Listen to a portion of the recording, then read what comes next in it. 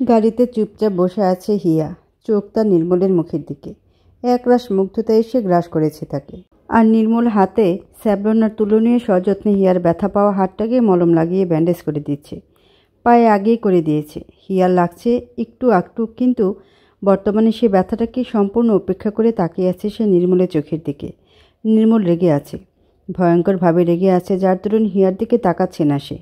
আর এই বিষয়টাই বেশ লাগছে হিয়ার। হিয়া যতই মুখে বলুক সে নির্মলকে পছন্দ করে না, কিন্তু ভিতর থেকে অন্য কিছু। নির্মলের ছোট ছোট কেয়ারিং বেশ লাগে হিয়ার, কখনো প্রকাশ করা হয়নি কিন্তু লাগে। কিছুক্ষণ আগেই নির্মল হিয়াকে কোলে তুলে এনে গাড়িতে বসিয়ে দেয়। যেহেতু নির্মল ডাক্তার, সেই সুবাদে ছোটোখাটো ডাক্তারি জিনিসপত্র অলওয়েজ তার গাড়িতেই থাকে। হঠাৎ হিয়ার ভাবনার মাঝে বলে উঠল নির্মল, আমি ব্যান্ডেজ করে দিয়েছি, এখন ধীরে ধীরে ঠিক হয়ে যাবে। প্রতি উত্তরে কিছু বলল না হিয়া। নিশ্চুপে তাকিয়ে রইল সে নির্মলের মুখের দিকে। হিয়াকে চুপ থাকতে দেখে তাকালো নির্মল হিয়ার চোখের দিকে। চোখাচোখি হলো দুজনে। কাছাকাছি এলো একটু। হুট করে নির্মল হিয়ার আরও একটু কাছাকাছি এগিয়ে চোখে চোখ রেখে মুচকে এসে বলল, তুমি যে প্রেমে পড়ে গেছো তা কি তুমি জানো প্রিয়দর্শিনী? তৎক্ষণাৎ চমকে উঠল হিয়া। আশেপাশে তাকালো। ছটফটি মনটা থমকে গেল মুহূর্তেই। বুকের ভিতর দগ দগ করে উঠল আনমনে। হিয়ার অস্থিরতা বুঝতে পেরে হাসল নির্মল। চটজলদি হিয়ার কাছ থেকে সরে আসলো সে। গাড়ি স্টার্ট দিল তৎক্ষণাৎ। আর হিয়া প্রায় নির্বিকার হয়ে বসে রইল চুপচাপ। লজ্জায় মাটির নিচে লুকিয়ে পড়তে ইচ্ছে হচ্ছে তার। ছি ছি, কী লজ্জা! আর নির্মল মুচকি হেসে গাড়ি নিয়ে ছুট লাগালো দূর সীমানায়। পরের দিন সন্ধ্যা 7টা। সেজে গুজে শুভ্রের জন্য অপেক্ষা করছে বর্ষা। মূলত আরোহীর ছেলের জন্মদিনের পার্টিতে যাওয়ার জন্য অপেক্ষা করছে সে শুভ্রের জন্য, কিন্তু শুভ্রের খবর নেই। শুভ্র সকালেও বলেছিল সে সন্ধ্যা হওয়ার আগে চলে আসবে, কিন্তু এখনও আসছে না। হয়তো অফিসের কাজে ব্যস্ত, এমন চিন্তাভাবনা নিয়ে বসে রইল বর্ষা। বর্ষা সেজেছিল খুব, যদিও লন্ডনে আছে, তারপরও একটা সুন্দর জামদানি শাড়ি পরেছে সে। সে চুল দিয়েছে খুলে, হাতে বাহারি রঙের কাচের চুড়ি, চোখে কাজল, আইলাইনার, মাস্কারা দিয়ে মন মতো সেজেছিল সে। কিন্তু শুভ্র কেন এখনও আসছে না? ঘড়ির দিকে আবারও তাকালো বর্ষা। 7:30 বেজে গেছে। আর আধা ঘন্টার মধ্যেই আরুর ছেলে জন্মদিনের অনুষ্ঠান শুরু হয়ে যাবে। বর্ষা এবার নিরাশ হলো। চুপচাপ বসে রইল নীরবে। শুভ্র হয়তো আসবে না আর আসলেও তারা পৌঁছাতে পৌঁছাতে অনুষ্ঠান শেষ হয়ে যাবে। ফোনটা বেজে উঠল। আবার আরোহী ফোন করছে বারবার। বর্ষা মোবাইলটা সাইলেন্ট করে চলে যায় বেলকনিতে। আকাশটা মেঘাচ্ছন্ন হয়ে আছে, হয়তো বৃষ্টি হবে। বর্ষার মনে হুট করে অভিমানের পাহাড় তৈরি হলো। আনমনি আকাশের দিকে তাকিয়ে বলল সে, আপনি কি আসবেন না শুভ্র? এরই মাঝে বাড়ির কলিং বেলটা বেজে উঠল। সঙ্গে সঙ্গে বর্ষার অভিমানী মনটা খুশিতে গদগদ হয়ে উঠল নিমিষে। তৎক্ষণাৎ শাড়ির কুচি ধরে দৌড়ে চলে যেতে লাগলো সে নিচে। দরজা খুলতে মনটা ফ্যাকাশে হলো। তার শুভ্র এসেছে ঠিকই, কিন্তু পাশে একটা মেয়েকে নিয়ে। শুভ্রের চোখে মুখে বিস্ময়ের ছাপ। পায়ে আর হাতে ব্যথা পেয়ে গুরুতরভাবে আহত হয়েছে সে। বর্ষা হতাশ হলো। এগিয়ে গেল শুভ্রের দিকে। তারপর বলল, কি হয়েছে ওনার? সাথে সাথে অপর পাশের মেয়েটি বাংলায় বলে উঠল, অ্যাক্সিডেন্ট। আসলে আমার গাড়ির সাথেই ওনার ধাক্কা লাগে। মেয়েটি বাংলা বলছে, তার মানে মেয়েটি বাঙালি। বর্ষা গিয়ে ধরল শুভ্রকে। তারপর বলল, আপনি ঠিক আছেন তো? উত্তরে শুধু মাথা নাড়ায় শুভ্র। বর্ষা মেয়েটিকে ধন্যবাদ জানায়। মেয়েটি মাথা নিচু করে বলে, ধন্যবাদ দেওয়ার প্রয়োজন নেই, আমার জন্যই এমনটা হয়েছে। I am extremely sorry. প্রতি উত্তরে তেমন কিছু বলে না বর্ষা। শুভ্রকে ধরে আস্তে আস্তে চলে যায় ভিতরে। আর মেয়েটাও বেশি কিছু না ভেবে অগ্রসর হয় নিজের কাজে। দরজা আটকে সিঁড়ি বেয়ে আস্তে আস্তে শুভ্রকে নিয়ে উপরে উঠছে বর্ষা। বেশ হতাশা ভরা কণ্ঠ নিয়ে বলল সে, আপনি কি হাঁটার সময় ঠিকভাবে দেখে হাঁটতে পারেন না? আমার কোনো দোষ নেই জানো না। হুট করে গাড়িটা সামনে চলে আসে, আমি বুঝতে পারিনি। আপনি অলওয়েজ এমনই করেন। আমি করি নাকি তুমি? ওভাবে তাকাবে না একদম। যা হয়েছে সব তোমার জন্য। যা বাবা, আমি কি করলাম? প্রত্যুত্তরে কিছু বলে না শুভ্র। সত্যি তো, কি করেছে?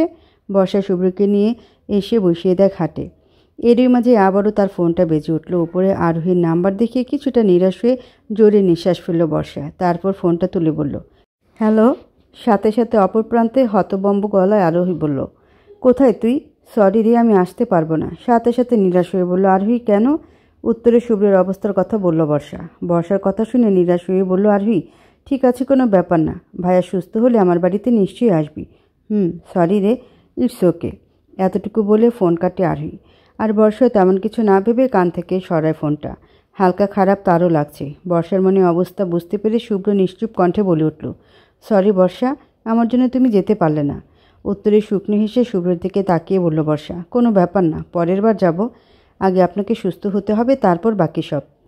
মুগ্ধ হয় শুভ্র বর্ষার কথা শুনে। কিছু বলে না, শুধু নির্বাক চোখে তাকিয়ে রয় সে বর্ষার মুখের দিকে। বর্ষার চটজলদি চলে যায় আয়নার কাছে। হাতের চুড়িগুলো খুলে ফেলে সে। শাড়িটাও পাল্টাতে হবে তাকে। বর্ষার কাজে বেশ খারাপ লাগছে শুভ্রের। মেয়েটা খুব সিরিয়াস ছিল বার্থডে পার্টিতে যাওয়ার জন্য। তপ্ত নিঃশ্বাস ফেলল শুভ্র। মাঝপথে কেটে যায় 7 দিন। শীতল মিশ্রিত সকাল। ঠান্ডার প্রখর চলছে আজ। আকাশটাও একদম ধপধপে সাদা কালো হয়ে আছে। হয়তো তুষারপাত হবে। গায়ের থেকে মোটা কম্বল সরিয়ে বিছানা ছেড়ে উঠে বসল বর্ষা। পাশেই শুভ্র ঘুমিয়ে আছে। বর্ষা ডাকল শুভ্রকে। বলল, শুনছেন, উঠবেন না? অফিসে যেতে হবে তো। উত্তরে ঘুম জড়ানো গলায় বলল শুভ্র, না, আজ অফিস ছুটি। ও, তাহলে ঘুমান। এতটুকু বলে বিছানা ছেড়ে উঠে দাঁড়ালো বর্ষা। ব্রেকফাস্ট তৈরি করতে হবে তাকে। কিছুক্ষণের মধ্যে ব্রেকফাস্ট তৈরি করে টেবিলে খাবার সাজিয়ে রাখে বর্ষা। এরই মাঝে ফ্রেশ হয়ে নিচে নেমে আসে শুভ্র। শুভ্র নিচে নেমে চেয়ার সরাতে সরাতে বলল, ব্রেকফাস্ট সেরে তৈরি থেকেও আমরা বের হব। হুট করে শুভ্রের এমন কথা শুনে বেশ অবাক হয়ে বলল বর্ষা, কোথায় যাব আমরা? তা গেলেই দেখতে পাবে। আর শোনো, মোটা পোশাক পরবে, আজ কিন্তু ঠান্ডা পড়ছে। উত্তরে মাথা নাড়ায় বর্ষা, তবে কিছু বলে না। অতঃপর ব্রেকফাস্ট সেরে শুভ্র বর্ষা দুজনেই শীতকালীন মোটা কাপড় পরে তৈরি হয়। গাড়িতে বসে আছে শুভ্র। অপেক্ষা করছে সে বর্ষার জন্য, কিন্তু মেয়েটার খবর নেই। শুভ্র বোঝেন এত লেট কেন করছে। এমন সময় গায়ে সাদা টি শার্ট, তার উপর সাদা রঙের মোটা সোয়েটার, হাঁটু পর্যন্ত লং, সাথে কালো জিন্স। খোলা চুলে এগিয়ে আসে বর্ষা। বর্ষাকে দেখে নিঃশ্বাস ছাড়ল শুভ্র। অবশেষে আসলো মেয়েটা। বর্ষা দৌড়ে এসে ঢুকে পড়ল গাড়িতে। তারপর সিট বেল্ট লাগাতে লাগাতে বলল, চলুন। এত দেরি করে কেউ? শুভ্রের কথা শুনে শুকনো হেসে বলল বর্ষা, শুধু একটু সাজতে সাজতে দেরি হলো আর কি। উত্তরে কিছু বলে না শুভ্র। ছুট লাগা দৌড় সীমানায়। পরিবেশটা খুব থমকানো, চারপাশে শীত শীত ভাব প্রখর। রৌদ্রের ছিটে ফোটাও নেই একদমই। লন্ডনে আসার পর আজই প্রথম যেন শীত জিনিসটা অনুভব করছে বর্ষা। আশপাশের গাছপালাগুলো থমকে গেছে। একটু একটু সাদা রঙের কিছুটা একটা হালকাভাবে গ্রাস করছে তাদের। তবে কি তুষারপাত হবে আজ? হলে মন্দ হয় না। কাছ থেকে কখনো বরফ পড়ার দৃশ্য দেখেনি বর্ষা। ওই একটু একটু টিভিতে দেখেছিল সে। লন্ডনের সরু পথ পেরিয়ে এগিয়ে চলছে শুভ্র বর্ষা। মাঝে সাঝে দু একটা পাহাড়ও চোখে পড়ছে বর্ষার। বর্ষা জানে না শুভ্রতাকে কোথায় নিয়ে যাচ্ছে, কিন্তু যেখানে যাক ভালো লাগছে তার। জানালার বাইরে তাকিয়ে রইল বর্ষা। হঠাৎই শুভ্র বলে উঠল, কখনো স্কেটিং করেছ বর্ষা? সাথে সাথে চমকে উঠল বর্ষা। ভ্রুজোড়া খানিকটা কুচকালো তার। ভ্রু কুচকি বলল সে, না, কেন বলুন তো? করবে? আমি পারি না তো, শিখিয়ে দিব। সাথে সাথে চোখ বড় বড় করে বলল বর্ষা, সত্যি? উত্তরে মাথা নাড়িয়ে বলে শুভ্র, কফি হাউসের একদম লাস্ট বেঞ্চের কর্নার সিটে বসেছিল হিয়া। ডায়েরি লিখছিল সে। হুট করেই লেখা বন্ধ করে কলমটাকে টেবিলের কর্নারে রেখে অভিমানী হয়ে ভারী গলায় বলল, বাংলাদেশে কেন বরফ পড়ে না? পড়া উচিত ছিল তো। সবার তো আর কারি কারি টাকা নেই যে সেই টাকা দিয়ে বিদেশ গিয়ে বরফের মজা নিবে। হুট করে হিয়ার থমকানো কথাবার্তা শুনে আশেপাশের লোকজন তাকালো তার দিকে। কিন্তু সেই তাকানোকে টোটালি উপেক্ষা করে একটু কাঁদো কাঁদো গলায় বলল হিয়া, পড়া উচিত ছিল তো, কম হলেও এই হিয়া নামক বরফ প্রেমিক মেয়েটার জন্য পড়া উচিত ছিল। বলেই কাঁচের জানালা ভেদ করে আকাশ পানে তাকালো হিয়া। আকাশটা একদম নিরিবিলি আজ। রোদ্দুর নেই, নেই কোনো মেঘ। আর নাহি আছে পাখিদের উড়াউড়ি। যেটা আছে সেটা হলো শুধু সাদার মিশ্রণ। হিয়া নির্বিকার হয়ে তাকিয়ে রইল সেই আকাশের পানে। তার হাতের ডান পাশে টেবিলের উপর কাপ ভর্তি কফি থেকে ধোয়া উঠছে এখনও। এক চুমুকও দেয়নি এখনও হিয়া। আদৌ দিবে কি না বেশ সন্দেহ আছে তাতে। মনটা হুট করে খুব অভিমানী হয়ে উঠল তার। তবে সেটা মানুষের ওপর নয়, ওই মাথার উপর দূর সীমানায় থাকা আকাশটার ওপর বড্ড অভিমান হলো। কেন তারা বাংলাদেশের বুকে বরফ দেয় না?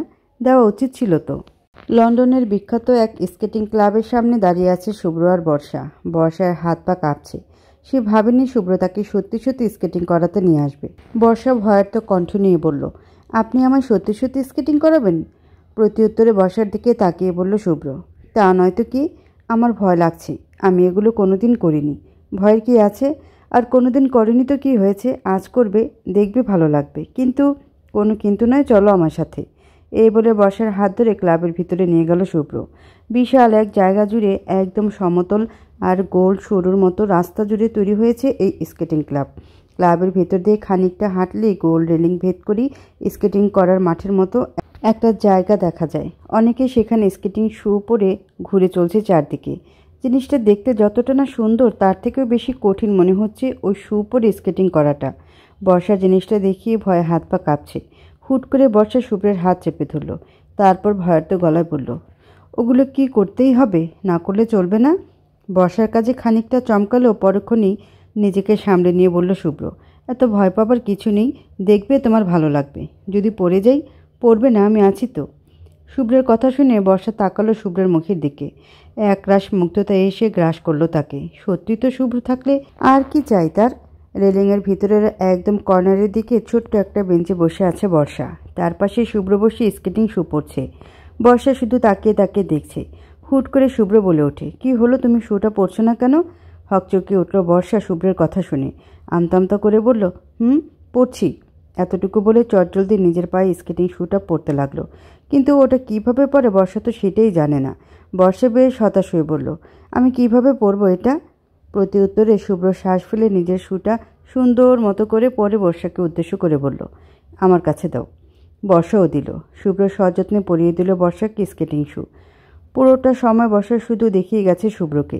শুভ্রের পড়ানো শেষ হতে সে ছুট দিল একটা। সাথে সাথে বর্ষা তাকালো শুভ্রের যাওয়ার পানে। কি সুন্দর 1 মিনিটেই কাজটা করে ফেলল। কিন্তু সে কি করে স্কেটিং করবে? শুভ্র পুরো মাঠটায় একটা রাউন্ড মেরে চলে আসলো বর্ষার কাছে, তারপর বলল, দেখলে কতটা সহজ, এখন তুমি আসো, দেখবে পারবে। কিন্তু বর্ষা সাহসে কুলাচ্ছে না। বর্ষা ভয়ার্ত চেহারা নিয়ে বলল, আমি পারবো না, আমার ভয় লাগছে। আগে উঠে তো দাঁড়াও। শুভ্রের কথা শুনল বর্ষা। আস্তে আস্তে সামনের বেঞ্চটাকে ধরে উঠে দাঁড়াতে লাগলো সে। কিন্তু ব্যর্থ বর্ষা ভয়ের চোটে সোজা হয়ে দাঁড়াতেই পারছে না। বর্ষার কাছ থেকে শুভ্র এগিয়ে গেল বর্ষার কাছে, তারপর হাত ধরে আস্তে আস্তে সোজা হয়ে দাঁড় করালো সে। বর্ষাও দাঁড়ালো, কিন্তু তার স্কেটিং সুজোরা সায় দিল না, তার স্লিপ কেটে পড়ে যেতে নিল সে।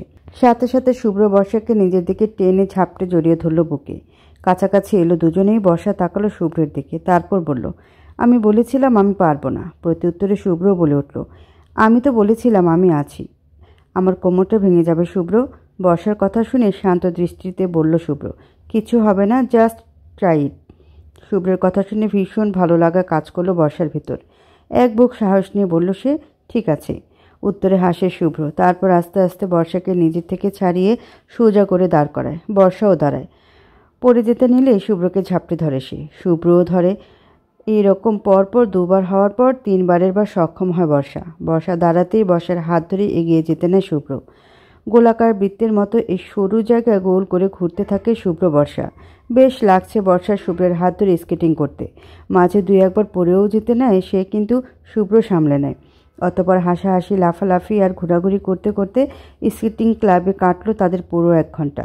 পুরো একটা ঘন্টা যেন বর্ষার স্বপ্নের মতো কাটলো। রেলিংয়ের ভিতরের একদম কর্নারের সেই বেঞ্চটাতে চুপচাপ বসে আছে বর্ষা। ঠোঁটে রয়েছে তার মিষ্টি হাসি। ভীষণ ভালো লাগা কাজ করছে তার ভিতর। এমন সময় হাতে 2 কাপ কফি নিয়ে এগিয়ে আসতে লাগলো শুভ্র। শুভ্রকে দেখিয়ে মুচকি হাসলো বর্ষা।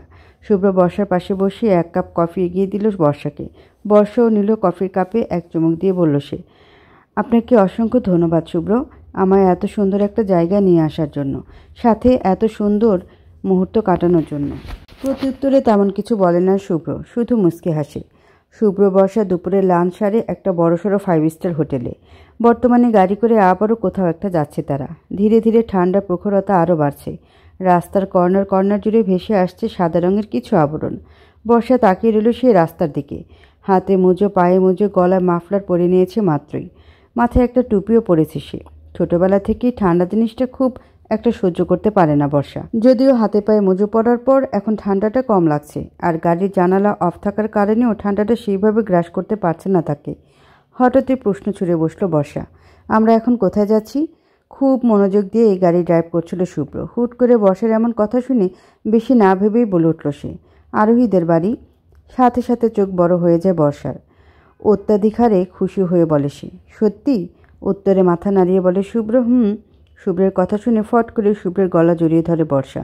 সাথে গেলে চুমু এঁকে বলে সে, আপনাকে এতগুলা ধন্যবাদ জামাই। হুট করে এমন কিছু হওয়ার জন্য মোটেও প্রস্তুত ছিল না শুভ্র। ঘটনাচক্রে চোখ বড় বড় হয়ে যায় তার। এদিকে বর্ষা হুট করে কি করে ফেলল ভাবতেই এখন লজ্জায় মাটিতে মিশে যেতে ইচ্ছে করছে তার। অত্যাধিক হারে এক্সাইটিং হয়ে গালে কিস করে বসলো ভাবতেই ঠোঁটে কামড় দিল সে। কোনো কিছু না ভেবেই জানালার দিকে মুখ ঘুরিয়ে খিচে চোখ বন্ধ করে মিনমিন কণ্ঠে বলল সে, এ বাবা, এটা আমি কি করলাম? আর শুভ্র সেও পুরো শকড হয়ে গাড়ি চালাতে লাগলো তাকালো না কোথাও, না ডানে না বামে। স্থির রইল তার চোখ সামনের ওই সোজা রাস্তার দিকে। বাড়ির কলিং বেল বাজাতেই আরোহী এসে দরজা খুলল। সামনে তার প্রাণপ্রিয় বিষ্টুর বর্ষাকে দেখে খুশি হয়ে ঝাপটে জড়িয়ে ধরল তাকে। বর্ষাও ধরল। আরোহী জানতো আজ বর্ষারা আসবে, কারণ শুভ্রের সাথে তার সকালে কথা হয়েছিল। অতঃপর আরোহী বলে উঠল, কেমন আছিস তুই? খুব ভালো। তুই? ভালো। এখন তোমরা চলে এসেছো, আরও ভালো থাকবো। শুভ্রের দিকে তাকিয়ে বলল। এতটুকু বলে শুভ্র বর্ষাকে ভিতরে ঢুকালো আরোহী। ওরাও ঢুকলো। এরই মাঝে ওদের দিকে দৌড়ে আসলো আরোহী 2 বছরের ছেলে রুশো। বর্ষা খুশি হয়ে কোলে তুলে নিল তাকে। তারপর বলল, কেমন আছো তুমি? রুশো সেইভাবে এখনও কথা বলা শেখেনি। তারপরও দোয়ারে বলল, বানো। হাসলো বর্ষা। এরই মাঝে শুভ্র হাতে করে আনা একটা গিফট বক্স এগিয়ে দিল বর্ষার কাছে। তারপর হালকা নিচু সুরে বলল, এটা দাও ওকে, বার্থডে গিফট। বর্ষা অবাক হলো। পরক্ষণে শুভ্রের দিকে তাকিয়ে মুচকি এসে বলল সে, থ্যাংক ইউ। হাসলো শুভ্র। বর্ষা শুভ্রের কাছ থেকে গিফট বক্সটা নিয়ে এগিয়ে দিল রুশোর হাতে। তারপর বলল, এটা তোমার জন্য বার্থডে গিফট। বার্থডের দিন তো আসতে পারিনি, তাই আজ দিলাম। বর্ষার কাণ্ডে আরোহী বলে উঠল, এসবের কি দরকার ছিল? অবশ্যই ছিল। রুশো নেমে পড়ল মায়ের কোল থেকে। গিফটটা নিয়ে গিয়ে দিল মায়ের কাছে। আরোহী গিফটটা সাইডে রেখে বলল, তোরা বস, আমি এক্ষুনি আসছি। শুভ্র বর্ষাও বসলো সোফায়। পুরো রুমটায় চোখ বুলালো দুজনেই। বেশ সুন্দর আর পরিপাটি। সময় যাচ্ছিল। হাসাহাসি, হালকা খাওয়া দাওয়া আর গল্প সল্প করে কেটে গেল অনেকটা সময়। বিকেল পেরিয়ে প্রায় সন্ধ্যা হওয়ার কাছাকাছি। এখন শুভ্র বর্ষা বাড়ি ফিরবে। আরোহীর জামাই রাত করে বাড়ি আসায় আজ আর দেখা হলো না তার সাথে। আরোহী বলেছিল আজ রাতটা তাদের এখানে কাটাতে, কিন্তু কাল শুভ্রের অফিস আছে, তাই আর থাকলো না। দরজার সামনে দাঁড়িয়ে আছে শুভ্র বর্ষা, আরোহী আর আরোহীর কোলে তার ছেলে রুশো। আরোহী কিছুটা মন খারাপ নিয়ে বলল, অ্যাটলিস্ট ডিনারটা করে যান দুলা ভাই। উত্তরে শুকনো হাসলো শুভ্র আর বর্ষা। বলে উঠল, অন্য আরেক দিন, আর সামনের সপ্তাহে ভাইয়াকে নিয়ে আমাদের বাড়িতে আসা চাই কিন্তু। বর্ষার কথা শুনে আরোহী খুশি মনে বলল, নিশ্চয়ই। অতঃপর আরোহীকে বিদায় জানিয়ে আবারও বেরিয়ে পড়ল শুভ্র বর্ষা। গাড়ি করে আবারও যাচ্ছে শুভ্র বর্ষা। তবে এবার আর অন্য কোথাও নয়, সোজা বাড়ি যাবে তারা। আকাশ পথ বেয়ে গুড়ি গুড়ি পড়ছে তুষার। চারপাশটা ধীরে ধীরে ডুবে যাচ্ছে সাদা তুষারে। আজকের দিনটা খুব সুন্দর কাটলো বর্ষার সাথে শুভ্রেরও। পাক্কা 1 ঘন্টা রাস্তা পেরিয়ে অবশেষে বাড়ির সামনে আসলো শুভ্র বর্ষা। সন্ধ্যা হয়ে গেছে অনেক আগেই। গাড়ি থেকে নামতেই নিজের বাড়িটা দেখে খুশিতে গদগদ হলো বর্ষা। কারণ তাদের বাড়ির পুরো জায়গাটা বরফে ঢেকে গেছে। মুগ্ধ হলো বর্ষা প্রকৃতির এমন সৌন্দর্য দেখে।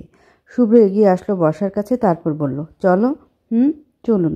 বর্ষার কথা শুনে শুভ্র এগিয়ে গেল আগে। হঠাৎই গায়ে কিছুর আঘাত লাগতেই পিছন ঘুরে তাকালো শুভ্র। সাথে সাথে বর্ষা আবারও বরফের গোলা তৈরি করে মারল শুভ্রের গায়ে। অবাক হলো শুভ্রের সাথে প্রচণ্ড রেগে বলল, হোয়াট দ্য হেল, এটা কি করলে তুমি? সাথে সাথে ঘাবড়ে গেল বর্ষা।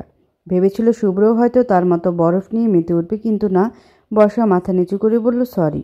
Sorry what? সরি তোমাকে তো আমি। বলেই নিচ থেকে বরফ উঠিয়ে সেও মারল বর্ষার গায়ে। সাথে সাথে চমকে উঠল বর্ষা। শুভ্রের দিকে তাকালেই শুভ্র হাসল। শুভ্রের কাণ্ডে বর্ষা খুশি হয়ে বলল, আপনাকে তো আমি। বলেই বরফ নিয়ে এগিয়ে গেল বর্ষা শুভ্রের দিকে। বর্ষার কাজ দেখে শুভ্র ছুট লাগালো। তারপর শুরু হলো শুভ্র বর্ষার ছোটাছুটি।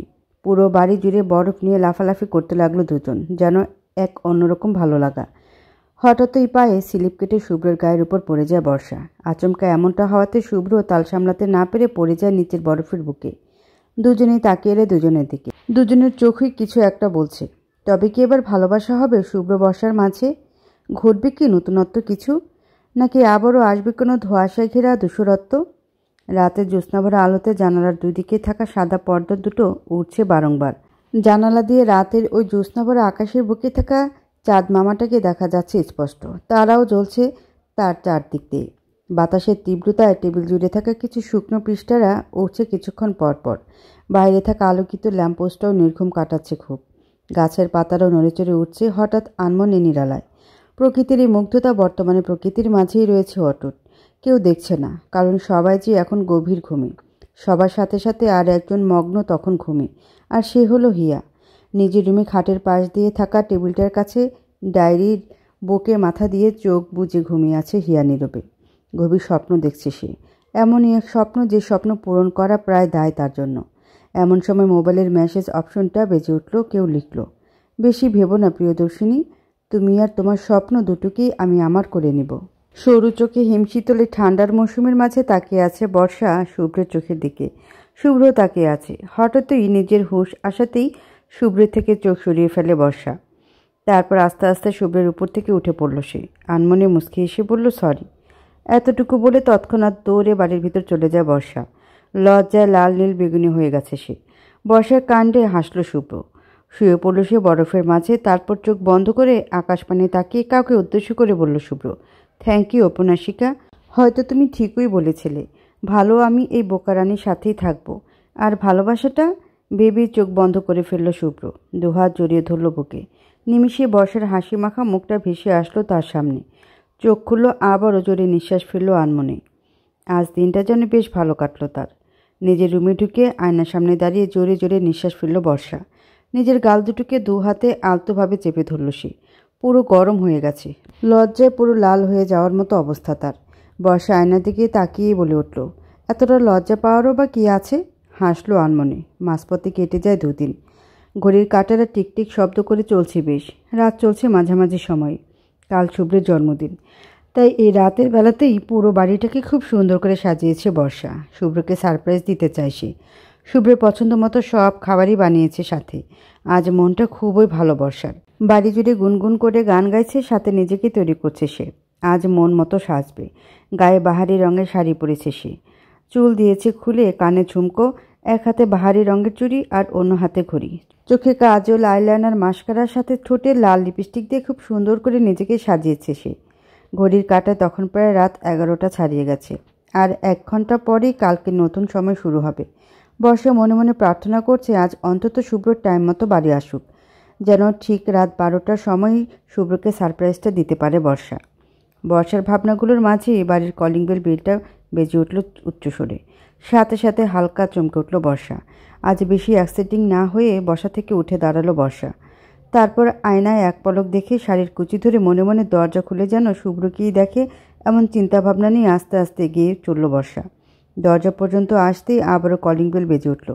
বর্ষার চোখ বন্ধ করে মনে মনে বলল, প্লিজ দরজার ওপাশে থাকা ব্যক্তিটি যেন শুভ্রই হয়। মনে মনে এমন প্রার্থনা করে জোরে শ্বাস ফেলে চোখ খুলে আস্তে আস্তে খুলতে লাগলো দরজা। দরজা খুলে সত্যি সত্যি শুভ্রকে দেখে প্রচণ্ড লেভেলের খুশি হয় সে। আর শুভ্র এত রাতে বর্ষার এমন সাজসজ্জার চেহারা দেখে বেশ অবাক হয়ে বলল, এত রাতে সেজেগুজি কোথায় যাচ্ছ? আর দরজা খুলতে এত টাইম নিচ্ছিলে কেন? প্রতি উত্তরে বর্ষা বেশি কিছু না ভেবে বলল, এমনি এমনি দরজা খুলতে দেরি হচ্ছিল। শুভ্রের কথা শুনে হালকা খুশি খুশি ভাব নিয়ে বলল বর্ষা, ওই আর কি, আমার ভালো লাগছে দেখতে। বর্ষার কথা শুনে আবারও পিছন ঘুরিয়ে তাকিয়ে বর্ষার দিকে তাকালো শুভ্র। আজ বেশ অন্যরকম লাগছে বর্ষাকে।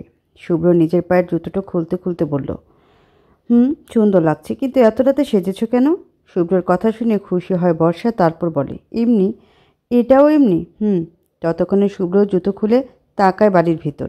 বেশ পরিপাটি আর স্বাচ্ছন্দ্য লাগছে বাড়িটাকে। শুভ্র বেশ খানিকটা অবাক হয়ে বলল, আজ কি স্পেশাল কিছু আছে বর্ষা? আছে তো। বর্ষার কথা শুনে বেশ অবাক চোখে তাকায় শুভ্র বর্ষার দিকে, তারপর বলে, কি সেটা?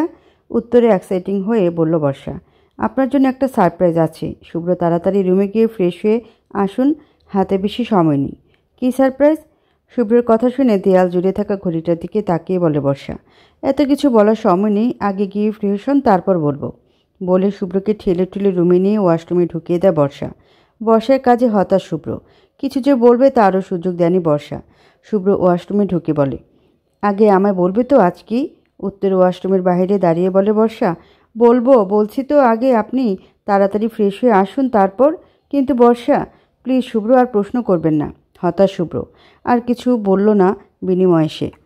ওয়াশরুমের দরজা আটকালো নিমিষই। ঘড়ির কাঁটা 11টা 40। রুমের মধ্যে পায়চারি করছে বর্ষা। সময় মতো সবটা করতে পারবে কিনা ভেবেই টেনশন হচ্ছে তার। এরই মধ্যে টাওয়াল পরে ওয়াশরুম থেকে বের হয় শুভ্র। দরজা খোলার আওয়াজ পেতেই পিছন ঘুরিয়ে তাকায় বর্ষা। শুভ্রের দিকে এক পলক তাকিয়ে চটজলদি চোখ সরিয়ে ফেলে বর্ষা। তারপর বলে, বিছানার উপর আপনার জামা কাপড় রেখেছি আমি, ওগুলো পরে তাড়াতাড়ি চলে আসুন নিচে, আমি আপনার জন্য অপেক্ষা করছি শুভ্র, প্লিজ দেরি করবেন না।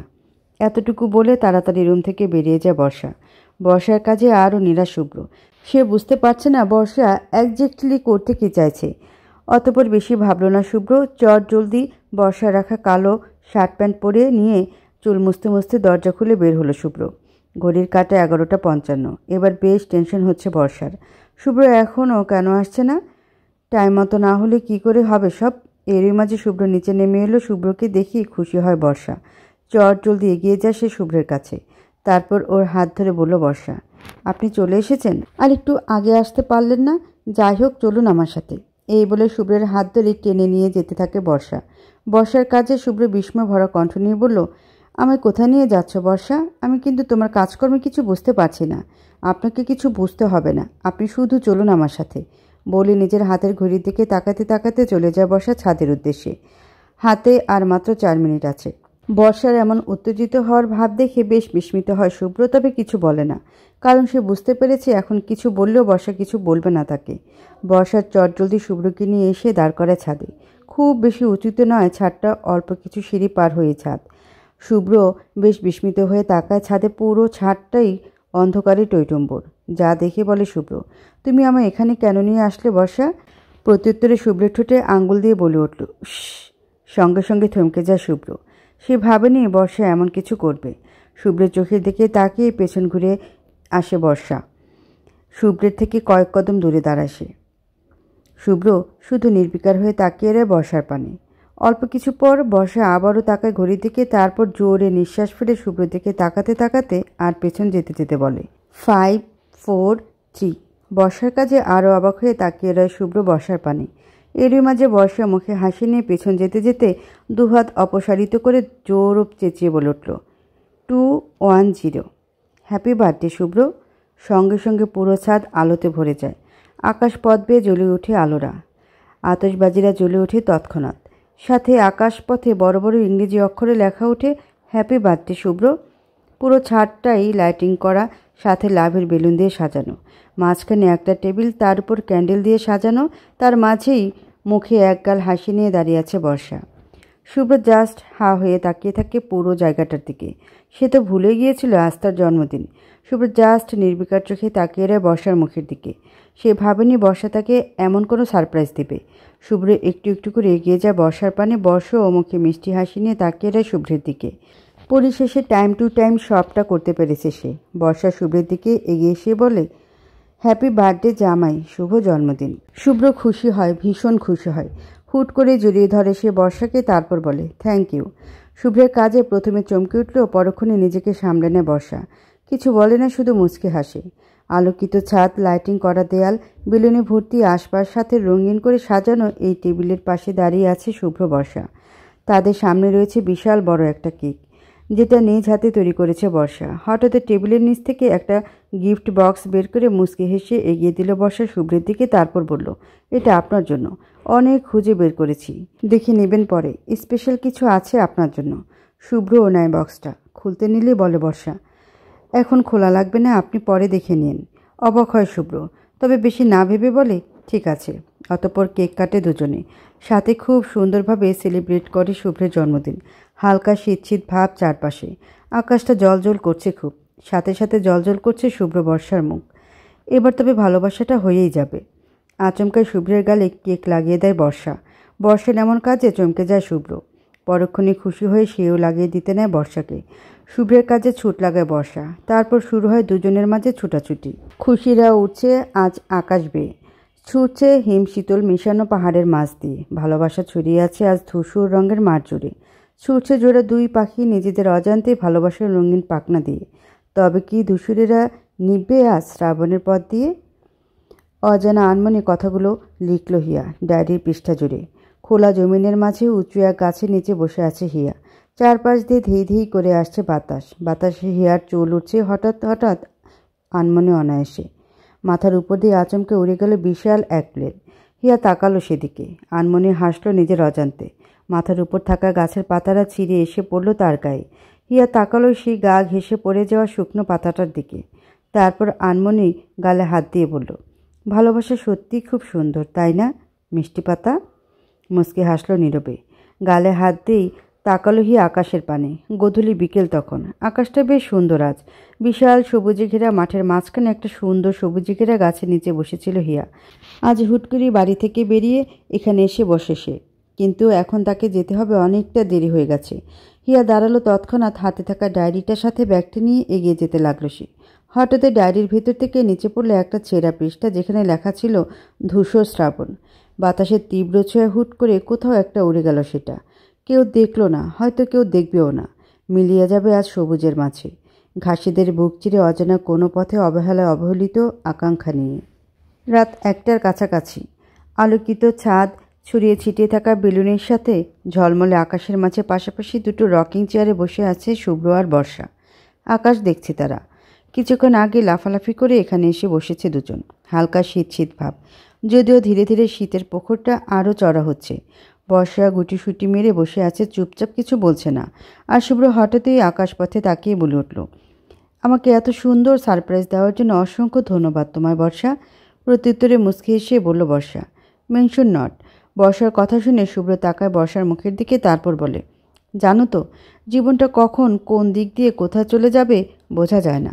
সেদিন অনেক ঠিকই বলেছিল।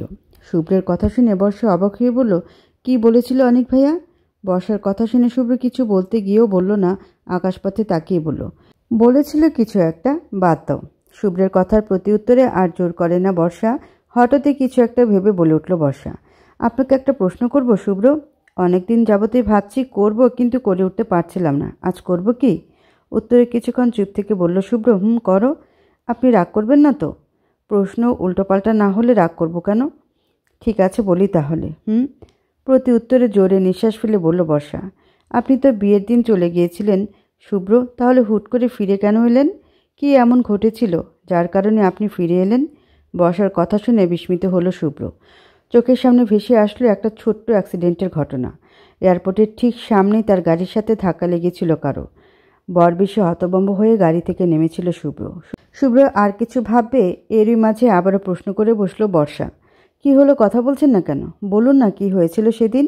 শুভ্র চুপ রইল। বলবে কি বলবে না ভেবে কনফিউজড সে। শুভ্রকে এবারও চুপ থাকতে দেখে হতাশ বর্ষা। হয়তো এমন কিছু হয়েছিল যেটা শুভ্র চাইছে না বর্ষাকে বলতে। বর্ষা আর জোর করল না, শীতল ভেজা কণ্ঠ নিয়ে বলে উঠল, আপনি যখন বলতে চাইছেন না তখন আমি জোর করব না শুভ্র। যাই হোক বাদ দিন, অনেক রাত হয়ে গেছে, শীতও করছে খুব, চলুন ভিতরে যাই। এতটুকু বলে বসা থেকে উঠে দাঁড়ালো বর্ষা। শাড়ির আঁচলটা ঠিক করে অগ্রসর হতে লাগলো রুমের দিকে। বর্ষাকে যেতে দেখে শুভ্র বেশি কিছু না ভেবেই হাত ধরে বসলো বর্ষার। শুভ্রের কাজে অবাক চোখে তাকায় বর্ষা শুভ্রের দিকে। কিছু বলবে তার আগে শুভ্র নীরব চোখে তাকায় বর্ষার দিকে, তারপর বলে, তুমি শুনতে চাও সেদিন কি হয়েছিল? কেন আমি ফিরে এসেছিলাম জানতে চাও তুমি? প্রত্যুত্তরে মাথা নাড়া বর্ষা। বসে পড়ে আবার রকিং চেয়ারে, তারপর বলে, চাই তো, বলবে না আমায়? অবশ্যই বলবো। শুভ্রের কথা শুনে বেশ আগ্রহ নিয়েই বলে বর্ষা, তাহলে বলুন। শুভ্র কিছু বলবে এরই মাঝে উচ্চস্বরে ফোনটা বেজে উঠল শুভ্রের। আচমকাই এমনটা হওয়াতে শুভ্র বর্ষা দুজন পুরো চমকে উঠল। তৎক্ষণাৎ ফোনটা তুলে শুভ্র। তারপর যা শুনে তাতে বিষণ্ণ হয় শুভ্র। শুভ্র বেশি কিছু না ভেবেই বলে, আমি এক্ষুনি আসছি। শুভ্রের কথা শুনে বর্ষাও হতাশ হয়ে বলে, কি হয়েছে, কোথায় যাবেন আপনি? ফিরে এসে বলবো তোমায়, কিন্তু আমায় এখন যেতে হবে বর্ষা, বাকি কথা পরে হবে। এতটুকু বলে আর 2 মিনিট দেরি না করে হনহন করে দৌড়ে চলে যায় শুভ্র। আর বর্ষা পুরো নির্বিকার হয়ে তাকিয়ে রয় শুভ্রর পানে। হুট করে কি হলো এটাই যেন বুঝল না বর্ষা। একরাশ হতাশা এসে গ্রাস করলো তাকে। তপ্ত নিঃশ্বাস ফেলে আকাশপানে তাকালো সে। অভিযোগ করলো একটু, তবে ঠোঁটে কিছু বলল না। যা বলল তার সবটুকুই মনে মনে রইল তার। মাঝখানে কাটল 2 দিন। এর 2 দিনে শুভ্রের আচরণে পরিবর্তন এসেছে একটু। যেমন বাড়ি ফিরলে সেইভাবে কথা বলে না, অলওয়েজ টেনশন ভাব থাকে একটা। রাতেও খুব দেরি করে বাড়ি ফিরে। বর্ষার সাথেও সেইভাবে কথা বলে না। আর হুটহাট ফোন আসলেই বেরিয়ে যায় বাড়ি থেকে। শুভ্রের হুট করে পাল্টে যাওয়া এমন আচরণে বেশ খারাপ লাগা কাজ করছে বর্ষার ভিতর। সে বুঝতে পারছে না শুভ্রের কি হলো। শুভ্রকে যে কিছু জিজ্ঞেস করবে সেই সুযোগটাই পাচ্ছে না বর্ষা। বিকেল 5টার কাছাকাছি। নানা কিছু ভাবতে ভাবতে হাতে কিছু জিনিসপত্র নিয়ে রাস্তা পার হচ্ছিল বর্ষা। মূলত সুপার মার্কেট থেকে বাজার করে ফিরছে বর্ষা। এমন সময় হুট করে একটা সাইকেলের সাথে ধাক্কা লেগে যায় বর্ষার। আচমকা এমনটা হওয়াতে হাতে থাকা সব ব্যাগপত্র নিচে লুটিয়ে পড়ে তার। রাস্তার মাঝ দিয়ে পড়াতে হাতে আর পায়ে কিছুটা ব্যথা পায় বর্ষা। সেই মুহূর্তে সে রাস্তা দিয়েই গাড়ি করে যাচ্ছিল তিয়ান। রাস্তার মাঝে এমন মর্মান্তিক ঘটনা দেখে তৎক্ষণাৎ বেরিয়ে আসে সে গাড়ি থেকে। আহত ব্যক্তিটি বর্ষাকে দেখে চটজলদি এগিয়ে যায় বর্ষার দিকে। তারপর বলে, ভাবি আপনি ঠিক আছেন তো? হুট করে তিয়ানের ভয় শুনে বেশ অবাক হয় বর্ষা। তারপর কিছুক্ষণ চুপ থেকে বলে বর্ষা, ঠিক আছে আমি। তিয়ান বর্ষার হাত আর পায়ের অবস্থা দেখে বলে উঠল, আপনার হাত পা দিয়ে তো রক্ত বের হচ্ছে, তাড়াতাড়ি হসপিটাল চলুন আমার সাথে। এ বলে তৎক্ষণাৎ বর্ষাকে ধরে গাড়িতে বসিয়ে নিয়ে যায় তিয়ান। তিয়ানের কাছে বর্ষা কিছুটা হতবাক হয়েই বলে, আমি ঠিক আছি, হসপিটাল যাওয়া লাগবে না। লাগবে না মানে কতটা কেটে গেছে দেখেছেন? শুভ্র কোথায়? উনি তো অফিসে গেছে। কিন্তু আজ তো অফিস অফ। দাঁড়ান, আমি এক্ষুনি একটা কল করছি শুভ্রকে। প্রত্যুত্তরে কিছু বলে না বর্ষা। হুট করে বুকের ভিতর দগ করে উঠল তার। শুভ্র কি তবে সকালে অফিসের নাম করে মিথ্যে বলে গেছে? কিন্তু শুভ্র তাকে মিথ্যে বলবে কেন? আর ভাবতে পারছে না বর্ষা। কেমন যেন লাগছে তার। এদিকে তিয়ান শুভ্রকে লাগাতার কল করেও কোনো লাভ হচ্ছে না। রিং বাজছে ঠিকই, কিন্তু শুভ্র ফোন তুলছে না। শেষমেশ বিরক্ত হয়ে বলে তিয়ান, এত কল করছি, রিং হচ্ছে, কিন্তু শুভ্র ধরছে না কেন? তিয়ানের কথা শুনে বর্ষা কিছুটা নিরাশ হয়ে বলল, হয়তো উনি বিজি আছে, আর ফোন করার দরকার নেই। আপনি আমায় বাড়ি নিয়ে চলুন প্লিজ। বাড়ি? আগে হসপিটাল যেতে হবে। এই বলে গাড়ির স্পিড বাড়িয়ে দিল তিয়ান। বর্ষা হতাশা ভরা চোখ নিয়ে তাকিয়ে রইল বাইরে। হাতে পায়ে যন্ত্রণা হচ্ছে তার। তার সাথে বুকের ভিতরে অজানা এক অস্থিরতা কাজ করছে। শুভ্রকে নিয়ে ভয় হচ্ছে বর্ষার, ভীষণ ভয়। কিন্তু সে ভয়টা আসলে কিসে সেটাই যেন বুঝতে পারছে না বর্ষা। হসপিটালের একজন ডাক্তারের রুমে বসে আছে বর্ষা। হাতে পায়ে ব্যান্ডেজ করে দিচ্ছে ডাক্তার। আর তার পাশেই দাঁড়িয়ে আছে তিয়ান। হঠাৎই ডাক্তার বলে উঠল, কি করে হলো এসব? ডাক্তারের কথা শুনে বর্ষা বলে উঠল, সাইকেলের সাথে ধাক্কা লেগে। হাঁটার সময় দেখে হাঁটবেন না? আসলে বুঝতে পারিনি, রাস্তা পার হচ্ছিলাম, কখন যে সাইকেলটা আসলো খেয়াল করিনি। বুঝেছি। এই বলে বর্ষার হাতে পায়ে ব্যান্ডেজ করে দিয়ে কিছু ওষুধের নাম খাতায় লিখতে লিখতে বলল ডাক্তার, কি ওষুধের নাম লিখে দিচ্ছি, সময় মতো খেলে 2 দিনের মধ্যে ঠিক হয়ে যাবেন। উত্তরে তিয়ান বলে উঠল, এমনিতে টেনশনের কোনো কারণ নেই তো ডক্টর? না, তেমন কোনো ব্যাপার নেই। ডাক্তারের কথা শুনে তপ্ত নিঃশ্বাস ফেলে বলল তিয়ান, যাক ভালো হয়েছে। এই ওষুধগুলো সময় মতো খাবেন, তবেই ঠিক হয়ে যাবেন। বলে ওষুধ লেখা পৃষ্ঠাটা ছিঁড়ে এগিয়ে দেয় বর্ষার দিকে। বর্ষা ধরার আগেই তিয়ান কাগজটা ধরে বলে উঠল, ঠিক আছে ডক্টর। অতঃপর ডাক্তারকে ধন্যবাদ জানিয়ে বেরিয়ে যায় বর্ষা আর তিয়ান। দরজা থেকে বেরিয়েই বলে উঠল তিয়ান, আপনি এখানটায় দাঁড়ান বর্ষা ভাবি, আমি ওষুধগুলো কিনে নিয়ে আসি।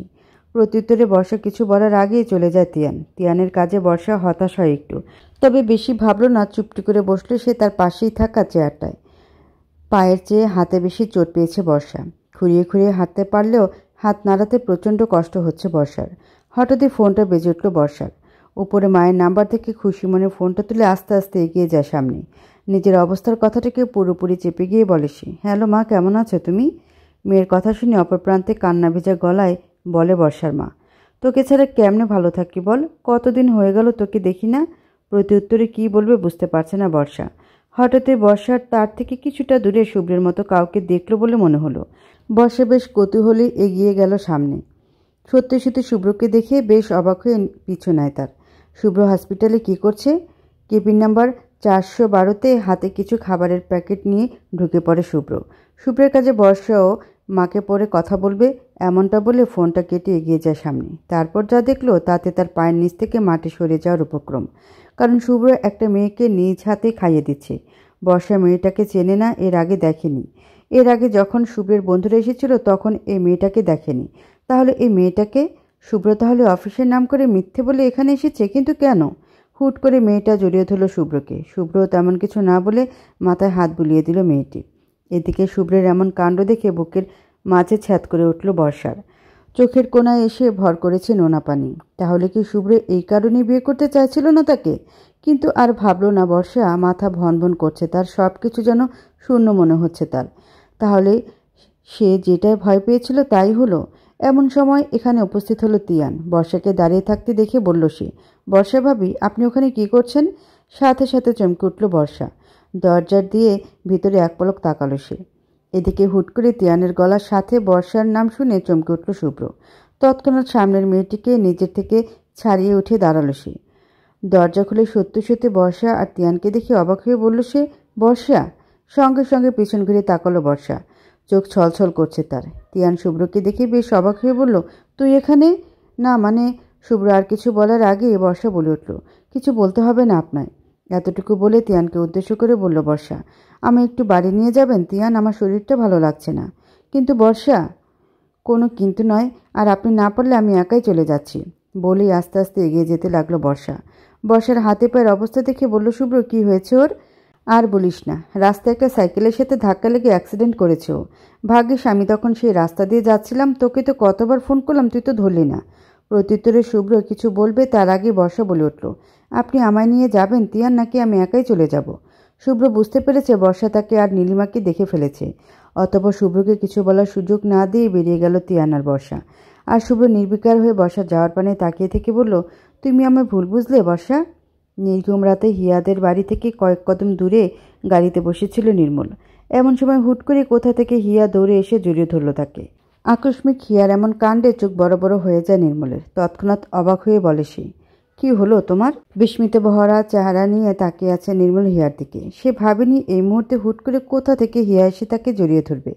নির্মল বেশ অবাক হয়ে আবারও প্রশ্ন করে বসল হিয়াকে, বলল, কি হয়েছে তোমার? এবারও নিশ্চুপ হিয়া। হিয়াকে চুপ থাকতে দেখে আবারও বলে উঠল নির্মল, কি হলো, তুমি কথা বলছো না কেন? প্রত্যুত্তরে নির্মলের দিকে নিশ্চুপে তাকা হিয়া। যা দেখে বলে নির্মল, তুমি না বললে আমি বুঝবো কি করে? নির্মলের কথা শুনে হিয়া হতাশা ভরা কণ্ঠ নিয়ে বলল, আপনি আমায় কখনো ছেড়ে যাবেন না তো নির্মল? এবার নির্মল সত্যি হতবাক। এই নির্ঘুম রাতে হুট করে হিয়ার এমন অদ্ভুত কথা শুনে যেন সত্যি নির্বিকার নির্মল। নির্মল বিস্ময় ভরা কণ্ঠ নিয়ে বলল, তুমি এত রাতে এই কথাটা বলার জন্য এখানে এসেছো হিয়া? আপনি আমার প্রশ্নের উত্তরটা দিন না প্লিজ। কি উত্তর দেব, এটা কোনো প্রশ্ন হলো? বিরক্ত হলো হিয়া। এই লোকটা সোজা কথাটা সোজাভাবে বলতে পারে না কেন? হিয়া কিছুটা বিরক্তির স্বর নিয়েই বলল, আপনাকে যে প্রশ্নটা করেছি তার হ্যাঁ বা না বলতে পারছেন না কেন? নির্মল চুপ রইল, কিছু বলল না। নির্মলকে চুপ থাকতে দেখে বেশ নির্বিকার স্বর নিয়ে বলল হিয়া, কি হলো, আপনি কথা বলছেন না কেন? হিয়ার কথা শুনে শীতল দৃষ্টিতে তাকালো নির্মল হিয়ার দিকে। তারপর ওর দু গাল চেপে ধরে শীতল কণ্ঠে বলল, কি হয়েছে তোমার? নির্মলের কাজে হিয়া ছলছল চোখে নির্মলের দিকে তাকিয়ে বলল, আপনি আমায় ছাড়া অন্য কোনো মেয়েকে কখনো ভালোবেসে ফেলবেন না তো নির্মল? হতাশ নির্মল। এই মেয়ে নির্ঘাত মাথা খারাপ হয়ে গেছে, না হলে কী সব ভুলভাল বকছে। নির্মল হতাশা ভরা চেহারা নিয়েই বলল, তোমার কি মাথা খারাপ হয়ে গেছে হিয়া? কী সব উল্টাপাল্টা বকছ? আপনি আমার কথা সরাসরি জবাব কেন দিচ্ছেন না বলুন না? আমায় ছাড়া অন্য কোনো মেয়েকে কখনো ভালোবাসবেন না? এবার নির্মল কিছু একটা ভেবে বলে উঠল, ভালোবাসলেই বা কি, তুমি তো আমায় ভালোবাসো না। নির্মলের কথা শুনে বুকটা ছ্যাদ করে উঠল হিয়ার। ফট করে আবারও শক্ত করে জড়িয়ে ধরল সে নির্মলকে। তারপর কান্না ভেজা কণ্ঠ নিয়ে বলল, এভাবে বলবেন না আর। কে বলেছে আমি আপনার ভালোবাসি না? আমিও আপনার ভালোবাসি নির্মল। বলতে বলতে কেঁদে ফেলে হিয়া। হিয়ার কাণ্ডে যেন চোখ বেরিয়ে আসার উপক্রম নির্মলের। চটজলদি হিয়াকে নিজের থেকে ছাড়িয়ে ওর চোখের দিকে তাকিয়ে বলল, আরে তুমি কাঁদছো কেন? আমি তো মজা করে বলছিলাম। এমন মজা কখনো করবেন না নির্মল, আমার ভীষণ কষ্ট হচ্ছে। কেন হচ্ছে জানি না, কিন্তু কষ্ট হচ্ছে, বুক চিরে কান্না পাচ্ছে। বলেই কাঁদতে লাগলো হিয়া। হিয়ার কাণ্ডে নির্মল বিস্মিত। তৎক্ষণাৎ হিয়াকে বুকে জড়িয়ে ধরে বলল নির্মল, ঠিক আছে ঠিক আছে, আর কাঁদতে হবে না। আমি তোমাকে ছাড়া অন্য কাউকে ভালোবাসবো না। আর এখন তুমিও তো আমায় ভালোবাসো বললে, তাহলে বিয়েটা করে ফেলি। নির্মলের কথা শুনে হিয়া কান্না ভেজা কণ্ঠ নিয়ে বলল, আপনি আমি বিয়ে করব কেন? যা বাবা, এক্ষুনি তো বললে তুমি আমায় ভালোবাসো, তাহলে বিয়ে করবে না কেন? ভালোবাসি বলেছি, বিয়ে করবো এমনটা তো বলিনি। হতভাগ নির্মল। খানিকটা বিরক্তি নিয়ে বলল সে, বিয়ে না করলে আমিও অন্য কোনো মেয়েকে ভালোবেসে ফেলবো, তারপর কাঁদলেও আমাকে পাবে না। নির্মলের এবারের কথা শুনে আরও উচ্চস্বরে কেঁদে উঠল হিয়া। হিয়ার কাণ্ডে আশেপাশে তাকালো নির্মল। এত রাতে হিয়ার এমন পাগলামি দেখে সত্যি নিরাশ নির্মল। নির্মল হিয়ার মুখ চেপে ধরে বলল, এত জোরে কাঁদছো কেন? আশেপাশের লোকজনকে কি জানাতে চাইছো আমরা এখানে আছি? হিয়া শুনল, থেমে গেল নিরালায়। হিয়াকে থামতে দেখে নির্মলও মুখ থেকে হাত সরিয়ে বলল, একদম কাঁদবে না। আর কখন থেকে উল্টোপাল্টা বকে চলেছ? তুমি জানো না এই নির্মল হিয়া ব্যতীত অন্য কাউকে চায় না? তাই চুপ থাকো। আর হ্যাঁ, তুমি চাও বা না চাও, খুব শীঘ্রই আমরা বিয়ে করছি। হিয়া থমকালো। সত্যি তো এতক্ষণ যাবৎ কী সব পাগলামি করলো সে। মাথার তারগুলো বোধ হয় সত্যি ছিঁড়ে গিয়েছিল তার। ছি ছি, নিশ্চয়ই রাতের বেলা তাকে ভূতে ধরেছিল। হিয়াকে চুপ থাকতে দেখে আবারও বলে উঠল নির্মল, কি হলো, কিছু বলছে না কেন? প্রত্যুত্তরে নির্বিকার হয়ে বলল হিয়া, কি বলবো? কিছু বলতে হবে না, শুধু এটা বলো আজ রাতে কি এখানে থাকার পরিকল্পনা করছো? বাড়ি যাবে না, নাকি আমাকে ছাড়া আর থাকতে পারছো না? বলে হেসে ফেলে নির্মল। নির্মলের হাসিতে চোখ আটকে যায় হিয়ার। লোকটা কি সুন্দর হাসে। হিয়াকে নিজের দিকে তাকিয়ে থাকতে দেখে নিজের হাসি থামিয়ে বলল নির্মল, কি দেখছো? নির্মলের কথা শুনে হিয়া আনমনে বলে উঠল, আপনাকে। সঙ্গে সঙ্গে চমকালো নির্মল। মুচকি হাসল নীরবে। দূরত্ব কমিয়ে কাছাকাছি হলো দুজন। নির্মল হিয়ার কানের কাছে মুখ নিয়ে শীতল ভেজা কণ্ঠ নিয়ে বলল, তুমি যে আমাতে বড় আসক্ত হয়ে গেছো তা কি তুমি জানো? চমকে উঠল হিয়া। নির্বিকার চোখে তাকালো সে নির্মলের চোখের দিকে। হিয়া তাকাতেই আবারও বলে উঠল নির্মল, এত প্রেমে পড়ো না প্রিয়দর্শিনী, পরে কিন্তু বিপদে পড়ে যাবে। প্রতিবার নির্মলের এমন শীতল ভেজা কথা শুনে চুপ থাকলেও এবার আর চুপ থাকলো না হিয়া। আনমনে বলে উঠল সে, আপনি পড়েছেন কি বিপদে? হাসল নির্মল, তারপর বলল, পড়েছি বলেই না তোমায় সাবধান করছি। আবারও থমকে গেল হিয়া। এই লোকটার সাথে কথা বলে কোনো কালেই পেরে ওঠে না হিয়া। আজও তার ব্যতিক্রম কিছু হলো না। থেমে গেল হিয়া, আর কিছু বলল না। এমনিতেও নিজের পাগলামিতে নিজেই লজ্জিত আজ। আকাশটা কালো, মেঘ জমেছে অল্প, যদিও সময়টা বিকেল পেরিয়ে সন্ধ্যার কাছাকাছি। চারপাশে শীতল ভেজা বাতাস বইছে খুব। গাছের পাতারও নড়ে চড়ে উঠছে বারংবার। এসবের ভিড়েই বেলকুনিতে চুপচাপ দাঁড়িয়ে আছে বর্ষা, নির্বিকার সে। চোখের পানি শুকিয়ে গেছে অনেক আগেই। বুকের ভিতর ধকধক করছে, সাথে চিনচেনে ব্যথা অনুভব হচ্ছে খুব। বর্ষা কল্পনাও করতে পারেনি শুভ্র তাকে ঠকাবে। অবশ্য ঠকাবে বললে ভুল হবে, শুভ্র তো কোনোদিন তাকে ভালোই বাসেনি। বিয়ের আগেই তো ডিভোর্স নিয়ে কথা বলেছিল। এবার বর্ষা বুঝতে পেরেছে শুভ্র কেন বিয়েটা করতে চায়নি। শুভ্র তাকে ঠকায়নি, শুভ্র তো এই বিয়েটাই করতে চায়নি। তাহলে শুভ্র কি করে ঠকালো? পরিবারের চাপে পড়ে তাকে বিয়ে করতে বাধ্য হয়েছে এক প্রকার বলা যায়। এই মুহূর্তে বর্ষার মনে হচ্ছে শুভ্র সেদিন ফিরে না আসলেই ভালো হতো। কিন্তু সেদিন তো শুভ্র চলে যাওয়াতে বড্ড অভিমান হয়েছিল তার বেলা। বর্ষা ভাবলো, অনেক কিছু ভাবলো। মাথার ভেতর হাজার হাজার কথা যেন কিলবিল করছে তার। শুভ্র তাকে ঠকায়নি। শুভ্রের দোষ দিলে একদমই ভুল হবে। তার কোনো রাইট নেই শুভ্রকে কিছু বলার। সব গল্পেই যে বিয়ের পর তার স্বামী তার স্ত্রীকে ভালোবাসবে এমনটা নাও হতে পারে। দুদিন আগেও শুভ্রের আচরণে মনে হয়েছিল বর্ষা শুভ্রের হয়তো নিজের অজান্তে ভালোবেসে ফেলেছে তাকে। কিন্তু না, তার ধারণা ভুল ছিল। শুভ্র কোনো কালেও তাকে ভালোবাসেনি, হয়তো কোনোদিন ভালোবাসবেও না। এমন সময় সেখানে দৌড়ে আসলো শুভ্র। বর্ষার দিকে এগিয়ে এসে হতভম্ব গলায় বলল সে, বর্ষা। সাথে সাথে ছলছল চোখে পেছন ঘুরে তাকালো বর্ষা। বর্ষাকে তাকাতে দেখে শুভ্র বলে উঠল, তুমি যা দেখেছ। আর কিছু বলার আগে হাত দেখিয়ে থামিয়ে দেয় বর্ষা শুভ্রকে। তারপর বলে, আমি কি আপনাকে কিছু বলেছি শুভ্র? তাহলে কৈফিয়ত কেন দিচ্ছেন? কিন্তু বর্ষা, আপনার কোনো দোষ নেই শুভ্র, সব দোষ আমার। আর তার থেকেও বড় কথা, আমি হলাম আপনার জীবনের উটকো ঝামেলা। আমার জন্য আপনি কতবার আঘাত পেয়েছেন বলুন তো? তুমি আমার ভুল বুঝছো বর্ষা। ভুল ঠিক জানি না, আমার এখন ভালো লাগছে না, আমি রুমে গেলাম। এতটুকু বলে চলে যেতে নেয় বর্ষা। বর্ষাকে যেতে দেখে শুভ্র হাত ধরে বসে বর্ষার। তারপর বলে, আমার কথাটা তো শুনবে একবার। আপনাকে কিছু বলতে হবে না শুভ্র। তুমি আবারও আমায় ভুল বুঝছো বর্ষা। আমার কথাগুলো শুনলে আমি জানি তুমি বুঝবে আমায়। তাই প্লিজ একবার আমার কথাটা শোনো। শুভ্রের কথা শুনলো এবার। নির্বিকার সুরে বলল সে, ঠিক আছে বলুন তবে। আসলে বর্ষা হয়েছে কি? শুভ্র আর কিছু বলার আগেই সশব্দে ফোনটা বেজে উঠল তার। সঙ্গে সঙ্গে চমকে উঠল শুভ্র। তৎক্ষণাৎ ফোনটা হাতে নিল সে। হসপিটাল থেকে ফোন এসেছে। শুভ্র একবার বর্ষা তো একবার ফোনটার দিকে তাকাচ্ছে। বর্ষা বুঝলো বিষয়টা। নিজের হাতটা শুভ্র থেকে ছাড়িয়ে বলল, আমরা পরে কথা বলবো। এতটুকু বলে তৎক্ষণাৎ জায়গা ত্যাগ করলো সে। আর শুভ্র পুরো হতাশ হয়ে দাঁড়িয়ে রইল কিছুক্ষণ।